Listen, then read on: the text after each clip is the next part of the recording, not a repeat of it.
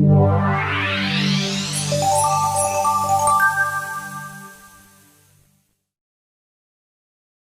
pagi anak-anak, selamat datang kembali pada mata pelajaran Sejarah Wajib kelas 12. Jadi pada minggu ini merupakan kelanjutan materi dari minggu lalu. Jadi kok di minggu lalu kita membahas tentang pembebasan Irian Barat yang dilakukan oleh Indonesia. Nah, pada minggu ini adalah materi tentang sekaligus dengan tujuan pembelajarannya, yaitu konfrontasi Indonesia dan Malaysia.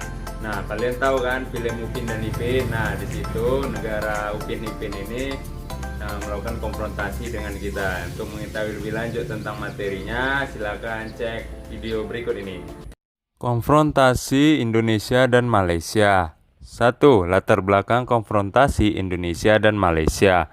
Politik konfrontasi adalah sebuah era ketika Indonesia menentang pembentukan Federasi Malaysia ketika Indonesia baru saja melepaskan Irian Barat dari sisa-sisa kolonialisme Belanda. Indonesia merasa sedang dikepung oleh kekuatan neokolonisme melalui pembentukan Federasi Malaysia yang akan membahayakan kestabilitas nasional atau keamanannya. Pembentukan Malaysia dilihat sebagai usaha Barat, terutama Inggris, untuk membentuk alat melestarikan kehadiran dan pengaruhnya di Asia Tenggara. Oleh sebab itu, Indonesia berusaha mengerahkan segala daya upaya diplomatiknya untuk mempengaruhi proses terwujudnya Federasi Malaysia.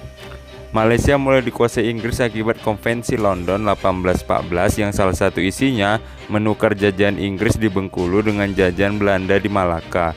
Sejak saat itu, secara administratif, wilayah Malaya berada di dalam kekuasaan Inggris. Raja-raja Malaya masih tetap berkuasa atas rakyatnya, namun harus tetap dipertanggungjawabkan di hadapan penjabat Inggris.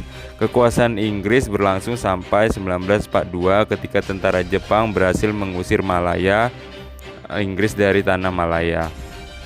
Pembentukan Federasi Malaysia sejak kemerdekaan Malaya pada 31 Agustus 1957, maka gagasan pembentukan negara Malaysia mulai dicanangkan.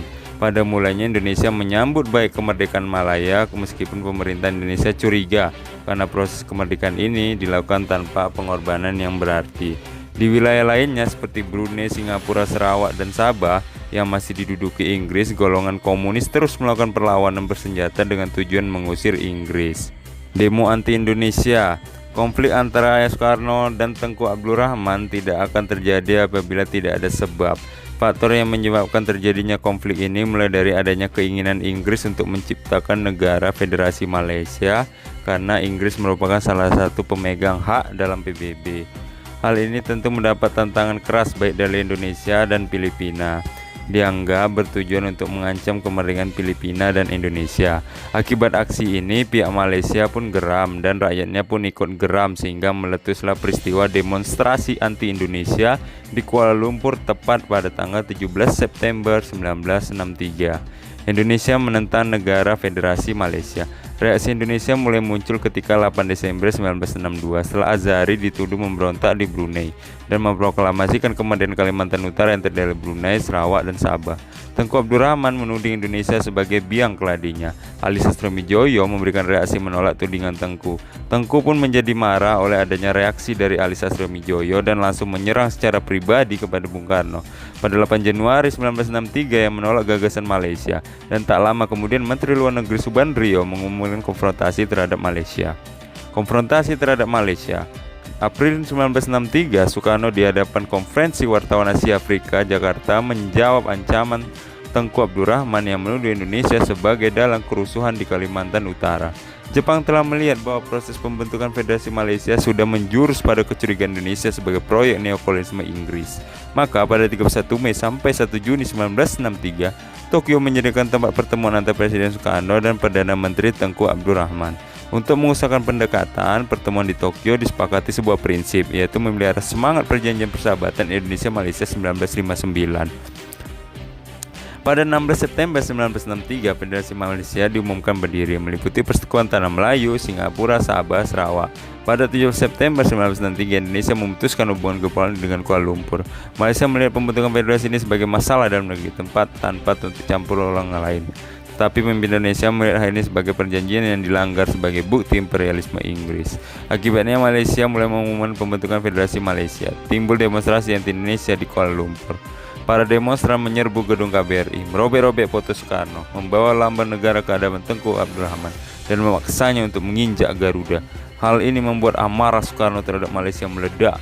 Soekarno yang murka karena hal ini mengutuk tindakan Tengku yang menginjak-injak lambang negara Indonesia dan melancarkan gerakan yang terkenal dengan jargonnya, yaitu Ganyang Malaysia, pengiriman tentara Indonesia ke Malaysia.